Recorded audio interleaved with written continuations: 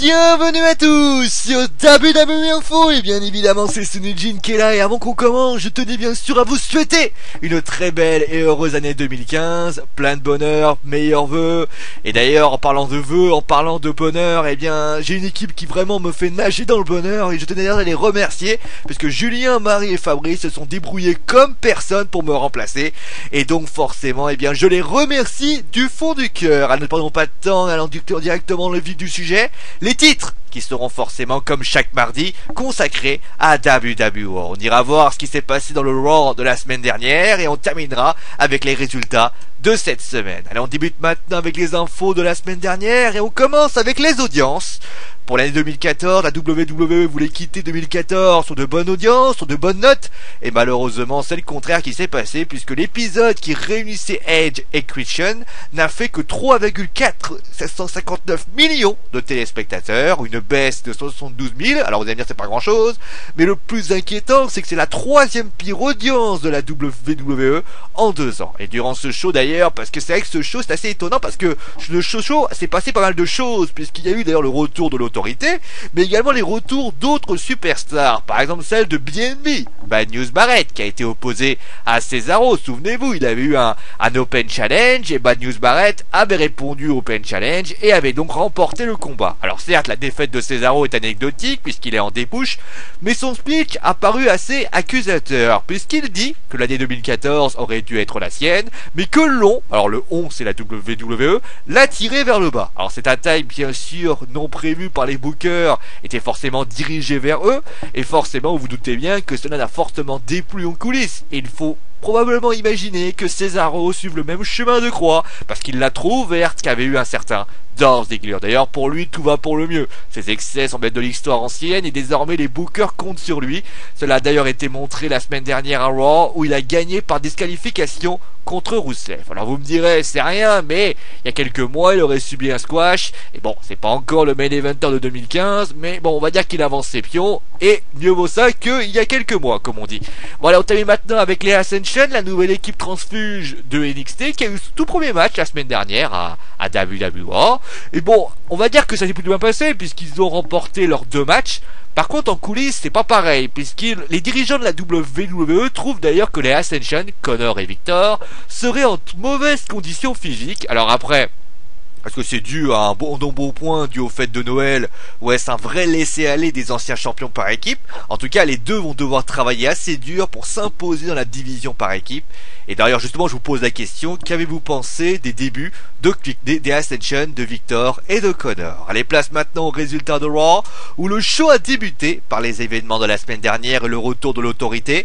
Et nous trouvons donc John Cena en compagnie de bon nombre de superstars et divas de la WWE. John Cena dit alors qu'il s'excuse d'avoir réintégré l'autorité, mais Edge était plus important que son ego et l'autorité, mais il nous promet qu'en 2015 il luttera mieux. Non, je rigole, il ne luttera pas mieux, mais en tout cas il ne peut pas dire la suite puisque malheureusement il se passe que l'autorité arrive accompagnée de Seth Rollins. L'autorité bien sûr est folle de joie, elle est hilar et Triple H dit qu'il le savait, il reviendrait bientôt et les gens supplieraient pour leur retour et c'est exactement ce qui s'est passé.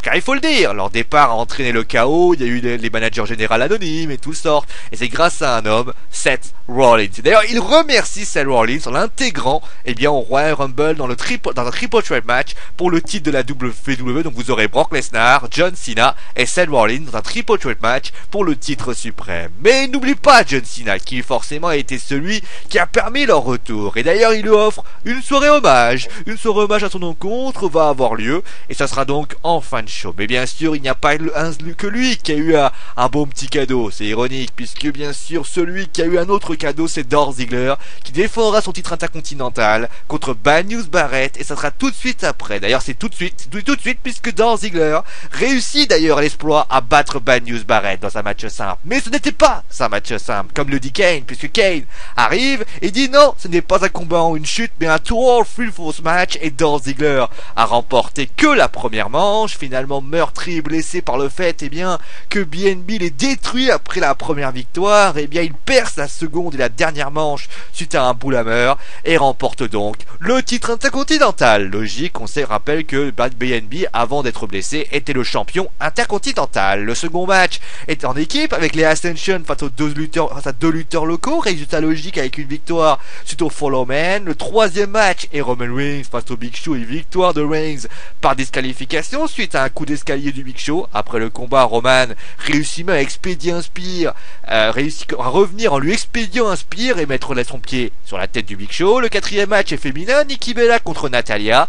Victoire de Natalya suite à un roll-up. À noter que Paige s'est disputé avec Brie, ce qui a entraîné la distraction et défaite de Nikki Bella. Quant à Eric Rowan, il faisait face à Luke Harper avec comme arbitre les GNG Security et victoire de Luke Harper suite à un coup de la carlinge. Après le combat, les GNG et Harper démolissent Rowan. Et vient ensuite le match tant attendu de la soirée, le Ambulance match entre Dean Ambrose et Bray Wyatt, et victoire de Bray Wyatt qui après un Sister Abigail l'expédie dans l'ambulance. Le prochain match ensuite était un match à 6 où le Miz et Miz Down faisaient équipe avec Alicia Fox face aux Uso et Naomi, et victoire du Miz et de Miz Down et d'Alicia Fox suite à un roll-up du Miz sur Jimmy distrait par Naomi qu'il avait failli percuter.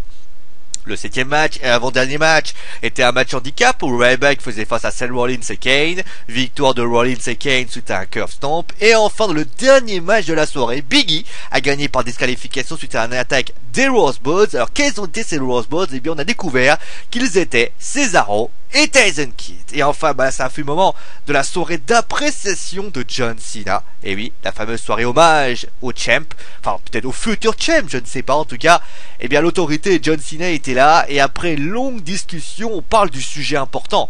L'année dernière, forcément, Triple H l'a dit, Cena a compris. Il a compris ce que c'était que le business, il a compris que les slogans pugnacité, loyauté, respect n'étaient que des créneaux qui ne servaient à rien, mais comme toujours, Cena refuse d'écouter. C'est alors que Triple H ramène Dolph Ziggler, Eric Rowan et Ryback, membres de la team Cena, au Survivor Series. Et l'autorité décide alors de sanctionner les trois hommes. Eric Rowan aura 30 jours sans paye, Ryback en aura 60 et Dolph Ziggler en aura 90. Mais ils finissent par réfléchir, et là la réflexion fait qu'ils changent d'avis et décident de les renvoyer tous, et qu'ils peuvent même remercier John Cena pour cela, car il a ramené l'autorité. Le show se termine alors par des confettis, mais dans une ambiance bien triste. Allez, c'est la fin de WWE Info. Vous retrouverez Julien demain, qui vous parlera des résultats de Main Event et de bien d'autres choses. Allez, c'est on est bon, parce que j'ai dit. Allez, ciao à tous, et encore bonne année!